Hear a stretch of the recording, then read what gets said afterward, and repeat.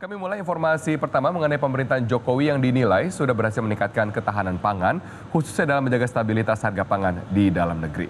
Namun pemerintah tetap perlu untuk memperhatikan kecenderungan kenaikan harga pangan serta peningkatan kualitas pendapatan petani.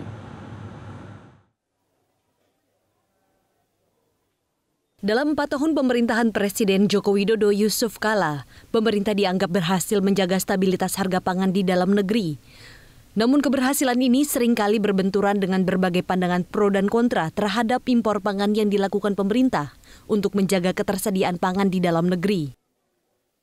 Ketua Dewan Penasihat Perhimpunan Ekonomi Pertanian Indonesia atau Perhepi, Bayu Krisnamurti mengakui total impor produk pangan selama pemerintahan Joko Widodo memang cukup besar.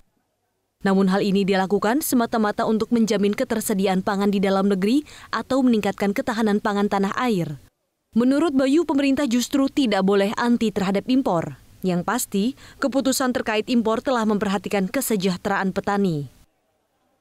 Kalau BPS menunjukkan lebih dari 20 juta ton impor bahan pangan kita.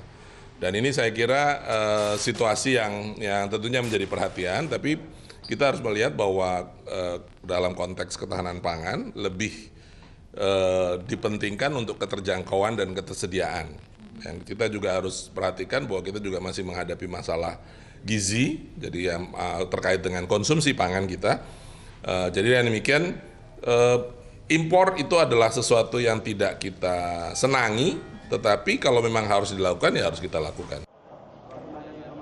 Pemerintah pernah menekankan peran impor beras salah satunya untuk menjaga stok beras di gudang Bulog agar mampu menambah cadangan beras hasil serapan beras petani. Hal ini berkaitan dengan ketahanan pangan. Kedepan, Bulog akan semakin meningkatkan kapasitas gudangnya agar mampu menyerap lebih banyak beras produksi petani. Bulog gudangnya harus lebih modern dengan sistem yang lebih maju lagi. Tambahan kapasitas stoknya jadi berapa kira-kira nanti? Kalau sekarang kan stok kita, kapasitas gudang kita 3,9 juta ton. Nah, nanti ke depan paling nggak 4 sampai 4,5 lah harus kita siapkan. Ya target kita 2 tahunnya selesai. Hingga Februari 2019 ini stok pangan yang dimiliki Bulog dalam posisi yang aman.